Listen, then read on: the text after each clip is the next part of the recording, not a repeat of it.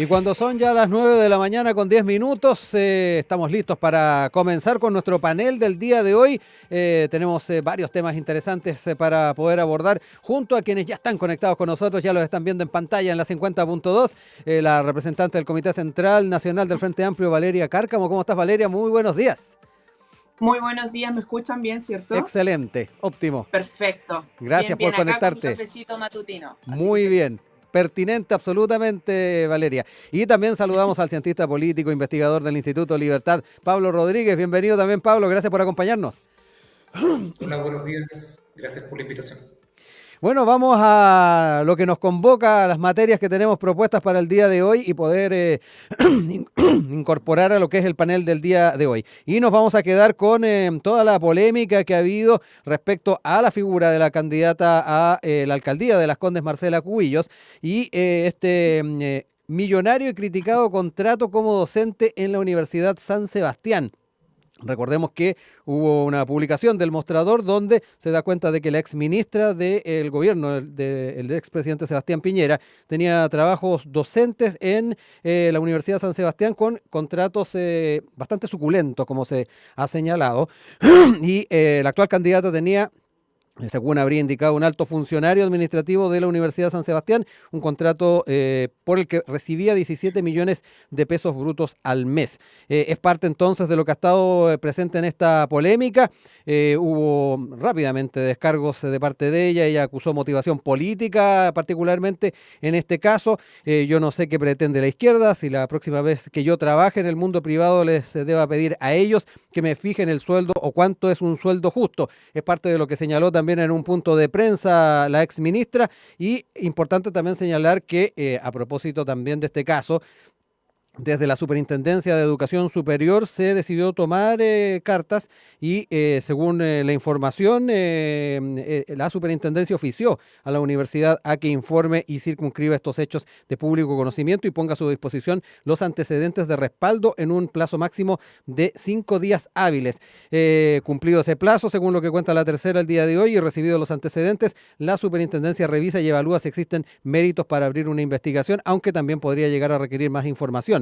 Entendidos en el tema, además, dicen que más que investigar el alto sueldo, que es facultad de la propia universidad al ser una institución privada, a lo que se debería apuntar por parte de la superintendencia es pesquisar si es que existe una infracción a la normativa interna. Es parte de los antecedentes que se han estado conociendo en estas horas y quiero ponerlo sobre la mesa para empezar a conversar con ustedes respecto a lo que ha sido una de las polémicas principales durante estas últimas horas y que quiero conversarla también con ustedes. Valeria, parto contigo para que me cuentes un poquito cómo has estado siguiendo este tema, no solamente la forma en que ha presentado también sus descargos la ex ministra, sino que además el camino que se está observando por parte de la superintendencia.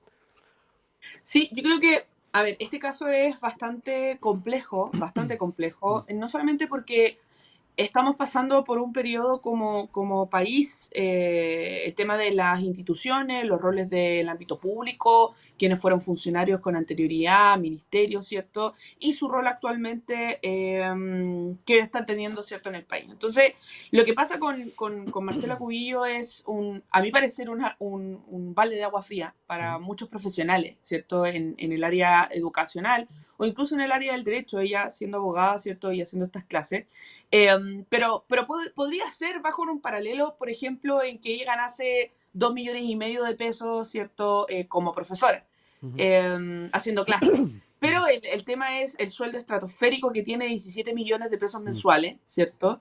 Y con varios, a mi parecer, en el camino beneficios, porque incluso dentro del mismo reglamento de la Universidad San Sebastián incorpora quienes tienen que ser profesores de la universidad deben contar a lo menos con magíster, el cual no cumple ese requisito tampoco Marcela Cubillo. Entonces, no hay un justificativo que pueda, o justificativo alguno, ¿cierto?, que pueda acreditar que ella debiese haber sido pagada o debe ser pagada con 17 millones de pesos mensuales. Y ojo, porque el descontento que también genera dentro de la misma facultad en esa materia, porque mucha Sí. de la información cuando salió por primera vez en el mostrador daba relatos de funcionarios dentro de la institución, otros profesores, ¿cierto?, que sí cumplían con sus deberes académicos, ¿cierto?, y recibía pero muchísimo menos de lo que está recibiendo Marcela Cubillo como profesora en la universidad. Entonces, caen diferentes aristas. Estamos hablando de una universidad donde han pasado personajes del mundo político, ¿cierto?, que hacen clases ahí. No dejar pasar que el diputado Charper también estuvo trabajando en su rol también como diputado de la República. Pero también otras figuras como Vivanco, que hoy en día está cuestionada a puertas de una acusación constitucional en el Congreso, ¿cierto? El mismo Chadwick, que también está siendo interpelado por el ámbito político respecto a las responsabilidades penales que pueda tener en el caso de Hermosilla, ¿cierto? Entonces, claro que llama la atención el rol de la Universidad de San Sebastián, los criterios de contratación, ¿cierto? Y creo que 17 millones de pesos a cualquier funcionario público es de llamar la atención sin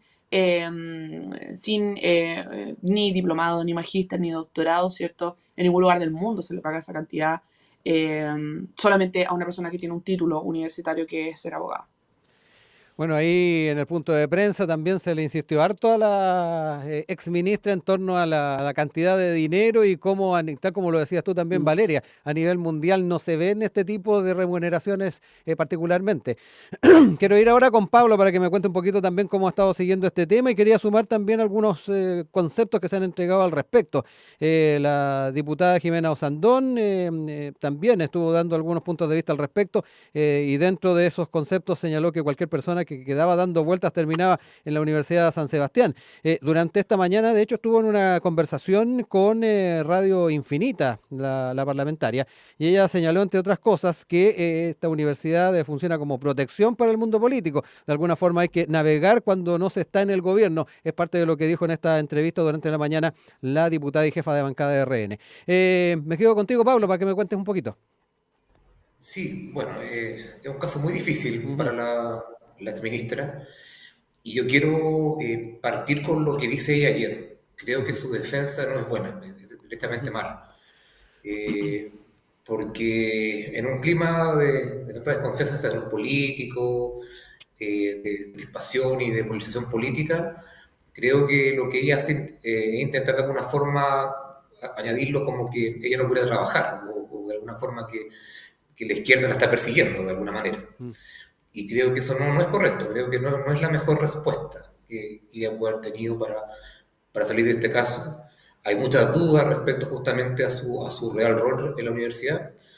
Uno entiende que la Universidad de San Sebastián está vinculada a un mundo político y eso es totalmente legítimo, ahí yo no me pierdo. Hay universidades que tienen cierta adscripción, ciertos valores, ciertas ideas que intentan de alguna forma defender o promover, y eso es parte de la vida social. Pero el punto es que cuando existen estas brechas, estas diferencias, que algunos la podrán denominar desigualdad, otros la podrán llamar de la manera que quieran, pero esto es lo que molesta a la gente. Cuando hay ciertos privilegios, ya sea en el mundo público o privado incluso, que de alguna forma generan esta distancia de la gente hacia los políticos. Yo creo que ese tema no es menor, pensando en la percepción que tiene la ciudadanía sobre sus políticos, sobre sus representantes. Ella probablemente, lo más probable es que sea alcaldesa de una comuna en los próximos meses.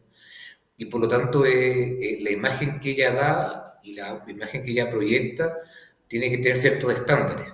Y creo que cuando se enfrenta a este caso, ella no lo hace de buena manera y de alguna forma hace una defensa política más que una defensa académica o de su labor privada, que está, insisto, en todo su legítimo derecho de hacerlo, pero de alguna forma, al dar una respuesta de tipo político, creo que ella pierde mucho en esta discusión. Yo creo que hay una estrategia donde ella se ve muy enojada, muy molesta, sí, que es la estrategia que ella generalmente ocupa cuando algo la incomoda desde el punto de vista político, y creo que si ella tuviera más argumentos desde el punto de vista académico, de lo que hace la universidad, de lo que hacía, creo que es más relevante eso que la respuesta que ella da, que de alguna forma intenta verlo desde el punto de vista político. Creo que es un error de lo que ella está haciendo.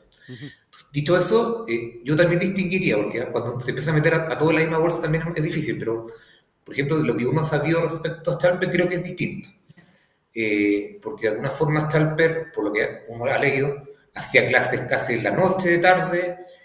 No es incompatible hacer clases con ser diputado, podrá ser mejor cuestionable por el tema de cuántas horas uno le dedica a eso o no, sí. Pero creo que es un tema distinto. De hecho, Charper tiene un magíster, un doctorado, entonces tiene otro perfil. que si bien también responde probablemente a una vinculación política, creo que hay una diferencia entre alguien como Marcelo Cubillos, que no tiene un posgrado, que tiene mucha experiencia política, que eso es acreditable, pero con Chalper creo que las cosas distintas, por lo menos por los antecedentes que uno maneja hasta el momento. Ujú. Valeria, voy contigo nuevamente y obviamente hablar un poquito de lo que señalaba Pablo, los matices que desde su perspectiva hay que tener respecto a personeros políticos que han tenido desempeños en esta casa de estudios, pero no quiero también dejar de lado lo que tiene que ver con esta suerte de refugio cuando no se está en el gobierno, que queda al menos en evidencia en este caso.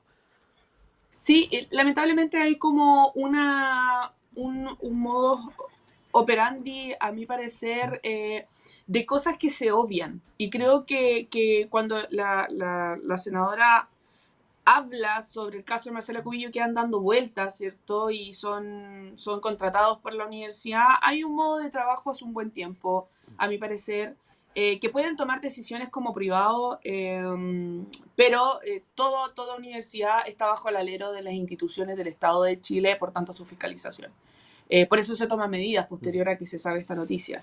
Y fuera de eso, bueno, de la polémica concuerdo bastante en que está saliendo muy mal respecto a la respuesta a Marcela Cubillo. Incluso en una oportunidad, una de las periodistas le pregunta Sí, cuánto, porque habla de impuestos y todo, y dice, bueno, claro, saca la cuenta. saca la cuenta. Entonces, claro, tiene un poco como encasillada respecto a eso. El día de ayer también se enfrentó por Twitter, ¿cierto?, con el hermano del presidente, donde Simón Boric menciona sobre qué sentirán los científicos, ¿cierto?, que cumplen con muchos requisitos, magíster y doctorados, que no tienen ese sueldo, a lo cual ella responde, el hermano del presidente, que el presidente no terminó su carrera, que no sabe lo que hace, etcétera. Entonces hay una mala salida comunicacional también, porque independiente de que le guste o no le guste el gobierno, el presidente de la República fue electo popularmente, a lo cual no se puede debatir, y está en la facultad y el trabajo de un presidente de la República. El punto que existe de esto es sobre Marcela Cubillo, ¿cierto?, y su rol de profesora con 17 millones de pesos de sueldo.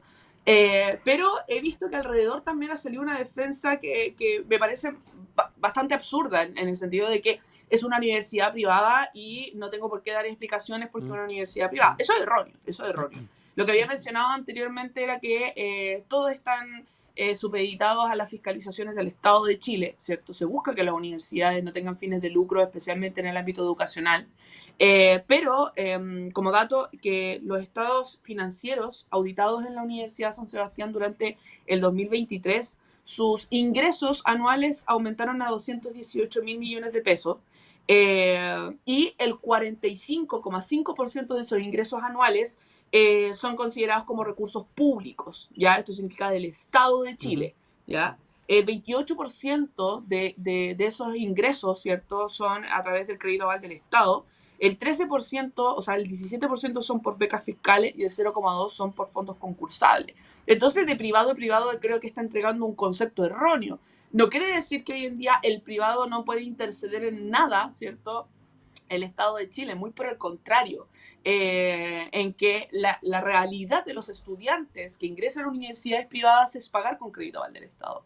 Entonces, se quiere desligar de alguna forma en ese sentido y los argumentos empeoran también la discusión y la percepción que se está teniendo respecto a Marcela Cubillos en ese cargo. Entonces, claro, ha sido un caso que genera mucho descontento, insisto en esto, porque la ciudadanía lo percibe como algo injusto.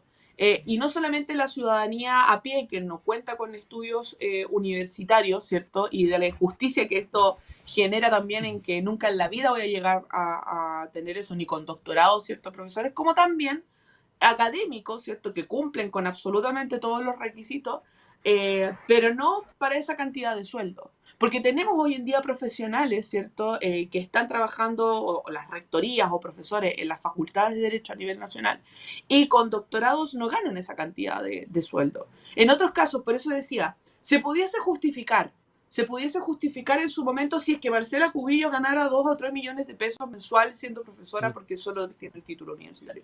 Pero nada justifica 17 millones de pesos. Nada justifica. Entonces, por eso la alarma que se genera respecto a esta materia, la defensa errónea que se hace respecto a esto también, y las salidas, a mi parecer, bastante equívocas de Marcela Cubillos, donde se tiene que atener también a la transparencia en esa materia. Y no se justifica ninguna materia, sí la contratación, pero no el sueldo. Incluso ya cuestionando la contratación, porque como decía, en el reglamento interno de la Universidad de San Sebastián, mencionaba que se tiene para ser académico magíster dentro de sus mismos reglamentos, y lo cual Marcela no tiene. Entonces, claro, ¿cuál es la lógica? Utilizamos instituciones privadas para quienes salen del mundo político puedan tener un lugar donde recibir un sueldo. Y sin dejar pasar que los datos principales era que había una solicitud de trabajar desde el extranjero en el cual no estaba, según la información, por supuesto, que estaba en el mostrador. Entonces, trabajar fuera del país en un grado académico con 17 millones de pesos es brutal, ¿ya? Insisto, no es por mi percepción política en contra de Marcela Cubillos, sino también es cómo es el rol de las instituciones privadas con fondos estatales por ingreso de crédito aval del Estado, donde los estudiantes pueden con eso poder estudiar, ¿cierto? Pero con una profesora que está fuera del país. Entonces eso llama mucho la atención, pero alborota absolutamente el ambiente. Pablo, vuelvo contigo, no solamente los apuntes a lo que nos señala Valeria, sino que también me quería quedar contigo respecto a qué lecciones se saca también respecto a este tema a propósito de esta suerte, como decía, de refugio cuando no se está en el gobierno que podrían resultar estas instituciones. Sí, yo concuerdo con algunas cosas con Valeria. Voy a partir por las diferencias para que Ya. sea más entretenido, pero yo insisto que es legítimo que justamente existan proyectos universitarios distintos, y eso es parte de nuestra sociedad, nuestra vida, y nadie tiene que de alguna forma sorprenderse por aquello.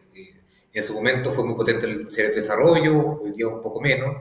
La Universidad de San Sebastián se instaló y se reforzó con mucha gente que salió del gobierno del presidente Piñera y forman parte de su planta. Y por lo tanto hay un objetivo claramente de posicionarse y de instalarse como un referente importante. Y yo creo que eso es parte de la discusión desde el punto de vista de cómo se constituye la universidad privada en Chile. Pero, y ahí creo que no me pierdo, la universidad puede hacer lo que quiera desde el punto de vista de contratar gente, si aquí el punto es el sueldo. Porque aun cuando Marcela Cubillos fuera contratada por la universidad y no tuviera, como dice Valeria, estos requisitos para ingresar, siempre hay excepciones. De alguna forma, una persona que por cierto perfil o por ciertas características puede hacer ciertas clases, eso existe. Que de alguna forma la equivalencia de este magíster a una experiencia política muy relevante. Marcela Cubillos, desde el punto de vista político, tiene una experiencia política muy relevante. Fue ministra, fue parte del proceso constituyente, y la experiencia política no está en duda. El tema es el monto. Cuando tú entras, te hace difícil justificar un sueldo tan alto. Yo creo que ahí está el punto principal. Siendo que la universidad tiene esta libre contratación de escoger las personas que quiera para su proyecto, eso es parte de la sociedad libre, pero el punto del sueldo, lo desmedido, la desproporción, eso es lo que hace sentido a la gente desde el punto de vista de lo que se considera como injusto. Entonces, entendiendo eso, que la haya contratado o no, me parece, creo que está bien, pero el tema es la distancia o la desproporción y de que ella no haya cumplido ciertas reglas al interior, por ejemplo, el tema de las clases, del permiso del extranjero, que son cosas que ella tiene que responder. Y creo que ahí hay una diferencia importante con lo que plantea Valeria. Pero sí concuerdo en que aun cuando sea una universidad privada, una institución privada, no puede hacer lo que quiera, porque la ley establece que hay una regulación estricta para las universidades, de acuerdo a lo que ellas hacen, lo que no pueden o no deben hacer. Hay un punto ahí importante, lo que es la regulación del Estado, que está muy presente, y por lo tanto, cuando la Universidad de San Sebastián está recibiendo recursos importantes, de forma indirecta un poco respecto al CAE, pero también a través de otras becas, ahí hay un papel distinto que juega el Estado respecto a lo que la universidad hace o no hace. Y por lo tanto creo que ahí hay un aspecto que sí concuerdo con lo que señala Valeria, porque la universidad no puede hacer lo que se le dé la gana, en el fondo, porque hay una influencia de recursos, que uno no sabe en qué medida condiciona otras cosas, pero ha habido una inyección importante de recursos por parte del Estado a esta institución, y por lo tanto el Estado tiene que estar encima de los procesos que correspondan. Y por lo tanto el oficio, o creo que es el nombre exacto que hace la superintendencia ayer pidiendo información, me parece muy bien. Y creo que el rol que tiene la institución es justamente de estar encima cuando las cosas se pueden estar haciendo mal al interior de la institución. Pero creo que hay una cosa que este discurso de porque es una universidad privada puede hacer lo que quiera, creo que no es suficiente. Creo que las reglas respecto a las universidades, por todas las leyes que ha pasado en el último tiempo, tienen un estándar distinto. Y aun cuando tengan el legítimo derecho a desarrollar sus propios proyectos, que es lo que uno rescata, lo que uno valora, no pueden jugar con las reglas que ellos quieran, porque eso no se permite. Para ir cerrando este tema, les dejo ahí tiempo para obviamente cerrar ideas, pero además me quiero quedar con los efectos a nivel político que puede tener esto. Ya lo decíamos, Marcela Cubillos es candidata a la municipal por Las Condes, ahí Pablo daba cuenta que lo más probable es que consiga la alcaldía. Sin embargo, los efectos que pueda tener para la coalición o para la propia UDI es importante irlos calibrando a días además que tengamos la elección. Valeria. Sí, o sea, a ver, ella va a alcaldesa por una comuna que tiene mayoría, ¿cierto? No dudo, no sé, independiente puede aparecer cualquier polémica respecto a Marcela Cubillo y no dudo que se vaya a ver mermado en la votación que ya tiene, ¿cierto?, en Las Condes. Y me quedo detrás de esto, ¿cierto?, con el mensaje que esto entrega a la ciudadanía. Da lo mismo cuánto tú ganes de una universidad, da lo mismo lo que hagas, da lo mismo tu historial. De igual manera, personajes así, y digo personajes así con estas características como Marcela Cubillo, ¿cierto? Habiendo estado en un círculo político, habiendo sido ministra, parlamentaria, nunca es como la percepción de que nunca le va a faltar el ingreso económico bajo ninguna circunstancia. Creo que las declaraciones, si bien los tira al voleo, ¿cierto? La senadora, si quedan dando vueltas, entran a la universidad, es porque tienen el futuro y la carrera y la vida asegurada. Absolutamente. Bajo cualquier estándar pueden recibir aportes económicos, lo cual no es la realidad, ¿cierto?, de hoy en día la población chilena en su mayoría. Entonces, cuando personajes así vienen a negar derechos sociales de las personas que se demandan como en la condonación del CAE porque no se puede pagar, ¿cierto? Y se adeudan anualmente los estudiantes. Cuando se habla de un cambio constitucional profundo con enfoque de derechos sociales y ella siendo partícipe negándose.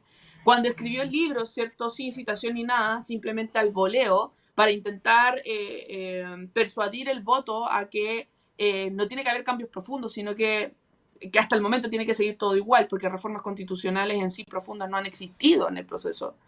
Entonces, uno dice, bueno, todo sigue igual. Entonces, a futuro, ¿cierto? Espero realmente, yo siempre he dicho, ojalá nuevamente no existiese un estallido social porque manifiesta un descontento que todavía existe, una desigualdad que todavía existe. Pero recordemos que cuando la gente dijo ya basta respecto a esto, empezaron a vandalizar el discurso que estaba sobre el estallido social. Entonces, después, el día de mañana, no se extrañen si la gente sale a manifestarse masivamente, porque son estas cosas los incentivos que generan las personas para decir el sistema es absolutamente injusto. Entonces, veamos toda la arista, y acá me desligo un poco de Marcela Cubillo, y para cerrar, durante mucho tiempo han tenido el poder dentro de las instituciones estatales, dentro de las universidades privadas, dentro del ejecutivo, del legislativo y ahora del judicial. ¿Cuánto tiempo han hecho lo que quieren? ¿Cuánto tiempo han hecho lo que quieren? Entonces vemos eso ahora con Marcela Cubillo. O sea, puede hacer lo que quiere. Puede hacer lo que quiere en este país. Ahora, qué buena la fiscalización que está haciendo el Congreso, los diputados, ¿cierto?, que se están arriesgando. Recordemos, bueno, ayer Chadwick anunció querella en contra de los parlamentarios que están presentando acusaciones inconstitucionales y aún así siguen fiscalizando. Esos son los representantes que hoy en día necesitamos en esta materia. Pero dudo que se vea mermado frente a la elección de todo lo que está pasando Marcela Cubillo en la alcaldía de Las Condes. Pablo, para cerrar el tema, también te dejo ahí la palabra. Sí, como señalaba al principio, creo que las posibilidades de que ella sea electa en Las Condes son muy altas.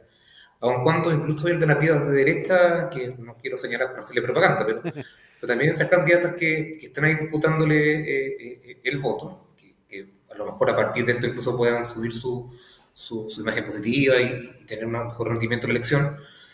Pero creo que ella queda con una mancha de alguna manera, y eso es muy difícil de sacar. Y por eso creo que la respuesta que ella plantea desde el punto de vista de la entrevista que da ayer, o este punto de prensa que da ayer, creo que no es bueno. Creo que de alguna forma profundiza la diferencia y de alguna forma ella no sale bien parada de esto. Y esto, aun cuando en Las Condes lo más probable es que gane, ella tiene otras pretensiones políticas desde el punto de vista de su carrera para adelante.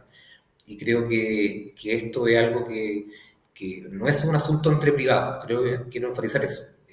Tiene que ver con implicancia ética, de justicia, de lo que la gente percibe como justo, entendiendo que cuando alguien se esfuerza, el discurso de la derecha, el discurso de la derecha del mérito, del esfuerzo, de la meritocracia, de alguna forma se resiente con casos como el de Marcelo Cubillo. Y creo que eso es grave desde el punto de vista del discurso de Chile Vamos en particular.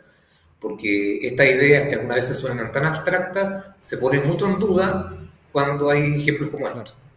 Y creo que hay un punto político que la exministra no lee del todo bien y que intenta de alguna forma polarizar y hacer profundizar el conflicto, más que darse cuenta que esto genera cierta indignación en la sociedad, incluso rabia, porque esta diferencia, insisto, cuando sale el mundo privado, cuando es una diferencia o brecha que no se justifica, eso la gente al tiro prende la alerta respecto a cómo esa persona actúa. Y creo que eso no lo está leyendo del todo bien Marcelo Cubillo. Ya son las 9:39 de regreso con nuestro panel del día de hoy. Nos acompañan Pablo Rodríguez, cientista político, investigador del Instituto Libertad, y Valeria Cárcamo, representante del Comité Central Nacional del Frente Amplio. Nos vamos a temas de seguridad y particularmente de la mano de lo que fueron estos descargos hechos por la alcaldesa de Viña del Mar, Macarena Ripamonti, respecto a las medidas de seguridad que se tomaron en particularmente la región y Viña del Mar, en el marco de lo que fue el 18 de septiembre. La edil asegura que las medidas que se implementaron por las autoridades a cargo de la seguridad no funcionaron el 18 de septiembre. Emplazó al gobierno a tomar acciones drásticamente distintas, apuntando a la creación de una policía municipal financiada por el Estado. Esto tuvo rápidamente comentarios de parte de Interior y particularmente del subsecretario y ministro subrogante Manuel Monsalve, respecto a lo que es este llamado a atención de una otra forma que surge de la autoridad municipal. Lo que se necesita son más carabineros y PDI, dijo Monsalve, a propósito de este emplazamiento, que surge entonces nuevamente esta discusión. En más de una oportunidad nos hemos encontrado con este pedido que hacen en su momento alcaldes y alcaldesas de poder ir reforzando las tareas de seguridad y dentro de ello en más de una oportunidad se ha hablado de policía municipal. Quiero entrar en esta temática. Pablo, voy contigo para que me cuentes un poquito cómo has seguido también este tema y no sé si también te genera esta suerte de déjà vu, que no es primera vez que un edil o una edil nos plantea una solución de estas características. Me quedo contigo. Sí, este tema se viene repitiendo por la importancia, además, o sea, Sí. tan relevante para la ciudadanía y los políticos sienten que tienen que dar respuesta distinta a la crisis que se está enfrentando y por lo tanto es esperable que esto se vaya repitiendo cada cierto tiempo. A veces son las Fuerzas Armadas, ahora son las policías municipales, pero más o menos creo que, aun cuando no quiero entrar el tiro de discutir respecto a si son útiles o no, hay un consenso en la necesidad de más fuerzas de orden en las calles. Que el contingente de carabineros no da abasto para enfrentar lo que hoy día está viviendo el país y que por lo tanto hay que hacer algo distinto para enfrentar esa situación. Y creo que en eso concuerdan de alguna forma, de forma más o menos populista cada alcalde, cada candidato, pero creo que hay un diagnóstico compartido de que los recursos humanos que hoy día están disponibles, tanto en carabineros como en la PDI, son insuficientes para enfrentar lo que hoy día está pasando en las calles. Y creo que eso es el diagnóstico como base. Pero dicho eso, las soluciones son complejas. No sé si lo hemos hablado otras veces, pero incorporar a las Fuerzas Armadas, por ejemplo, el tema de orden público es muy difícil. O sea, por la preparación que ellas tienen, por las implicancias políticas que esto tiene y porque de alguna forma cuando tú metes militares, después es difícil sacarlos. Cuando estamos hablando de orden público. Cuando estamos hablando de casos de excepción, los estados de excepción es distinto. Hay de alguna forma una justificación mucho más clara. Pero cuando tú metes a Fuerza Armada dentro, a banderas de orden público, su general lo ha dicho reiteradas veces, que ellos no están preparados, no están formados en ese tipo de instancias. Y por otro lado, cuando tú empiezas a mencionar el tema de las guardias municipales o las policías municipales, te topas con que hoy día tiene una figuración importante respecto a lo mejor en materias preventivas, pero pero una vez cometido el delito, y salvo que sea en flagrancia y tengan a su mano recursos de carabineros disponibles, es limitada la acción que ellos pueden tener. O sea, no pueden tener armas, por ejemplo, armas de fuego. Y por lo tanto, a pensar en una policía distinta, desde el punto de vista más global, que tenga un carácter municipal, creo que es algo que obviamente se puede conversar, pero también tiene implicancias respecto a quienes portan armas y quienes tienen a disposición armas respecto a incluso personas que aun cuando cumplen un rol muy importante, no es un carabinero ni es un PDI que está formado en el manejo de armas. Entonces, uno entiende que la situación es difícil, que la cantidad de homicidios y la cantidad de crímenes y de delitos nuevos ha aumentado, pero creo que esto requiere soluciones que hay que pensarlas de manera adecuada, porque meter a nuevos actores en esto puede ser muy legítimo y muy parte de la necesidad que hoy día se está discutiendo y lo que la gente requiere, a veces puede traer más problemas que soluciones cuando el diseño de esa política no está bien diseñado, no está bien pensado. Y creo que eso me pasa en ambos temas, cuando hablamos de Fuerzas Armadas y cuando hablamos de policías municipales en general. Creo que por la premura de responder, porque hay que responder frente a la crisis, estemos diseñando un sistema o se estén pensando en soluciones que desde el punto de vista comunicacional pueden tener efecto, sí, Sí. pero tienen otras consecuencias que hay que revisar con mucha atención para no crear nuevos problemas en el futuro. Ujú. Valeria, voy contigo también para que me cuentes un poquito cómo has estado también analizando este tema y lo otro, entrar también en lo que han sido las propuestas. Recordemos que a nivel parlamentario se ha estado tratando de fortalecer el rol de los municipios en seguridad, también respecto a la protección a funcionarios y funcionarias municipales que se dedican a temas de seguridad ante los riesgos y las amenazas que puedan enfrentar. Desde el Ejecutivo se ha tratado de hacer eco de aquello, obviamente con las limitantes que tienen y que ha planteado de alguna forma también Pablo en cuanto al uso o no uso de armas de fuego, por ejemplo. Se han hecho ahí esos apuntes para poder, dentro de la legalidad, fortalecer ese trabajo, pero sin duda pareciera que todavía queda mucho por hacer. Sí, yo creo que en esa materia, especialmente por utilización de armas de Mm, fuego, dependiendo de las facultades que pueda tener diferentes seguridad en nuestro país, sí. porque existe, por ejemplo, en los municipios la seguridad ciudadana, es una Exacto. discusión que se tiene que dar de manera delicada, responsable Mm, en el Congreso, ¿cierto? Siempre van a haber diferentes aristas en esa situación, donde existe un cambio profundo también del aumento de policías en nuestro país, no por la cantidad de personas, sino por el cambio del rol institucional que puede cumplir cada una.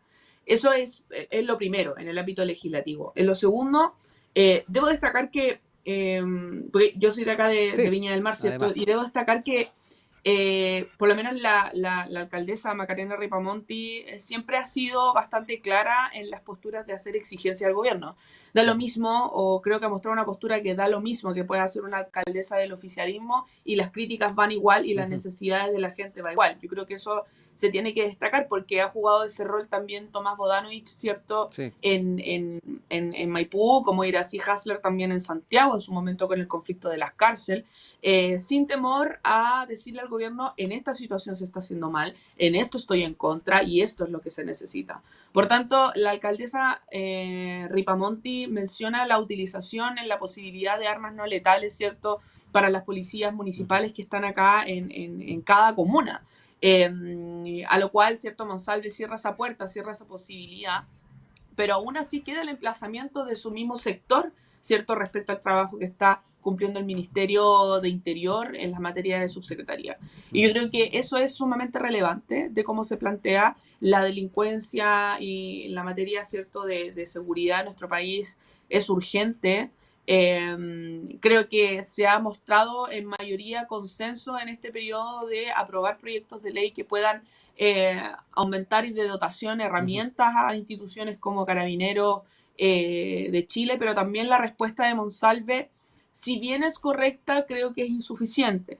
Si bien la respuesta en la negativa frente a la propuesta de Macarena Ripamonti es hay que aumentar más carabineros, es insuficiente porque creo que eso se sabe hace un buen tiempo. Ujú. El tema es posterior a la semana del 18 de septiembre, las consecuencias que se vivieron acá en Viña del Mar, cómo se reacciona frente a eso. Porque, claro, no es que sale de la nada la preocupación de la Sí. alcaldesa respecto a esto, es que hay situaciones en específico que concurren en lugares públicos, ¿cierto? En contextos de fiestas a nivel nacional, donde hay cuchillazos, donde hay personas que delinquen y ella tiene que levantar esas alertas en la comuna. Entonces, y a nivel, ¿cierto?, nacional. Entonces, es sumamente válido esa discusión. Insto al Congreso, ¿cierto?, al Parlamento, a seguir abierta la discusión respecto a la materia de seguridad, cómo fortalecer, pero también concuerdo mucho con lo que se dijo anteriormente, en que también hay que abarcar las medidas de la prevención en Sí. materia de seguridad, ¿cierto? Que creo que es muy importante. Lo ideal no es cargar de armas al acto mismo delictivo, ¿cierto? No es llegar y llevarlos detenidos y después estar un año, por ejemplo, en la cárcel y después salir. Ahí no estamos combatiendo la delincuencia en sí, ¿cierto? Se está tomando medidas de seguridad, pero hay que ver todas las aristas en materia de seguridad para poder combatirla, ¿cierto?, de lleno. Entonces, claro, hay una discusión muy interesante, muy enriquecedora, pero también urgente respecto a esta materia y lo levantan las alcaldías. Pablo, tomándome un poco de lo que decía Valeria en torno a la respuesta del ministro subrogante respecto al aumento de dotación, ¿cómo ves también ese tipo de respuestas a la hora de buscar soluciones a los territorios que quedan particularmente en evidencia en declaraciones como las hechas por la alcaldesa Ripamonti? Es que pareciera que todo es suficiente, por una cuestión lógica.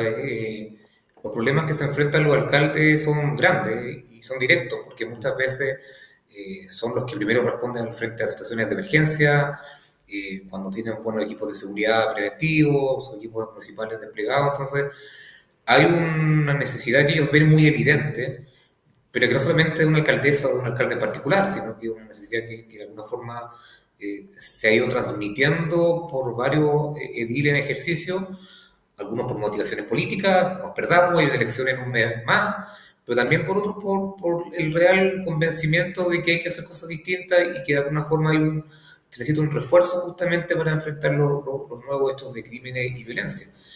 Entonces creo que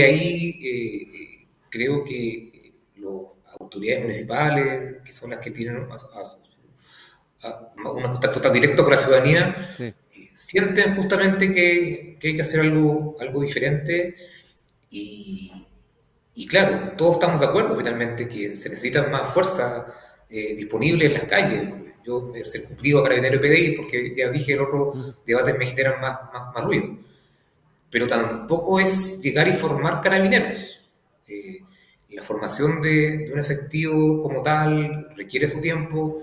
Durante un tiempo también se ajustaron los plazos justamente pensando en tener más carabineros desplegados en las calles. No sé si eso fue tan efectivo desde el punto de vista de la formación de esas personas. Porque claro, se aumenta, incluso en un momento, no sé si se acuerdan, pero cada gobierno comprometía una cifra, eran como 2.500 nuevos carabineros pedí al año. Lo prometió tanto el expresidente Sebastián Piñera como la expresidenta Bachelet. Y de alguna forma se intentaba de alguna forma solucionar un problema que es evidente, que tiene que ver con las capacidades humanas disponibles, eh, pero no perdamos el foco en la formación. O sea, una persona que probablemente sale con menos tiempo durante las respectivas academias de las instituciones policiales, sale con una formación a lo mejor un poco más débil de lo que lo haría alguien que está 2 o 3 años formándose. Y eso es evidente y tiene que ver con cómo se prepara para diversas situaciones, cómo se le forma justamente para ocupar las herramientas del Estado disponibles. Y eso no es un tema que es fácil, o sea, no es llegar y formar a gente que quiere ser carabinero o que quiere ser PDI. El tema de la formación es complejo, es un proceso largo que requiere ciertas capacidades y aptitudes que no todos tenemos y que por lo tanto tiene que tener también su tiempo. Y por eso la premura del tiempo político de tener más carabineros o PDI choca también con la necesidad de formarlos bien para que una vez que estén en las calles cumplan adecuadamente con su función y con las leyes. Sí. Entonces, no es un problema fácil, nunca es un problema fácil algo, pero lo que voy es que no descuidar el tema de la formación y de las carreras policiales respectivas.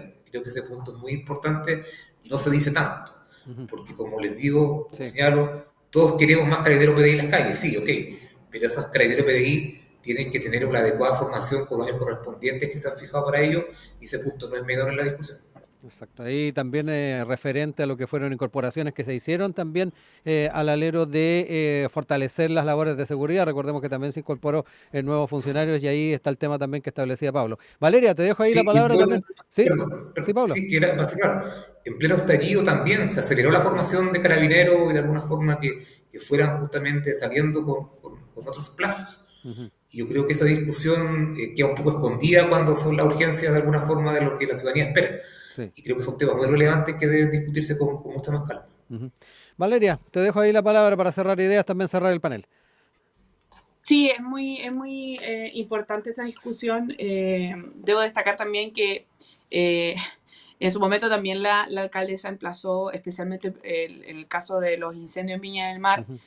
si bien las medidas se estaban tomando por parte del gobierno, todavía había gente, ella lo dice públicamente, que todavía había gente que estaba viviendo en carpa, y lo dice ahí mismo, por cierto, con el presidente. Entonces, creo que independiente del periodo electoral, en momentos de crisis que se pueda tener, también hay alcaldías que pueden decir en su momento, independiente de quién esté de gobierno de turno. Pero eso también tiene que ver con el poder local, ¿cierto? Y el rol que está cumpliendo cada persona en los municipios a nivel nacional, donde se tiene que priorizar los intereses de cada comuna. Y la materia, claro, la materia en seguridad, sí que, o sea, se tiene que legislar de manera responsable, especialmente con áreas de materias de armas de fuego, ¿cierto? No solamente no letales, sino de armas de fuego, de cómo se están entregando también estas facultades respecto a eso. No llegar y pasarle una pistola a una persona que no tenga las capacidades o la formación para poder utilizarla, Sí. ¿cierto? Es un riesgo que estaríamos cometiendo también como país con un respaldo legislativo, pero sí con una discusión a fondo respecto a esta materia eh, para combatir la delincuencia hoy en día en este país, reforzar la seguridad en todos los ámbitos, no solamente reaccionario en el momento del acto delictivo, sino también en su prevención, es lo que se necesita ir avanzando en esta materia también. Entonces, Ujú. creo que hay mucha materia de seguridad que se abarca desde fronteras, desde policías, ¿cierto?, municipales, seguridad ciudadana, y eso se tiene que reforzar porque tampoco es la idea dejarlo solo. Sí. Que sin, no sacamos nada a llevar a un policía municipal, ¿cierto?, a ir a ver el robo de una casa y sin nada, o sea, sin Ujú. nada para protegerse. Entonces, claro, hay que tener esta discusión de manera responsable, ¿cierto?, para poder cooperar en materia de seguridad en las comunas. Siendo ya las 9:55, agradecemos a Valeria Cárcamo, Pablo Rodríguez, que estuvieron en nuestro panel del día de hoy. Un abrazo a ambos, nos estamos reencontrando pronto. Un Que estén abrazo, muy que bien, estén bien, gracias. cuídense. Chao, que estén muy bien.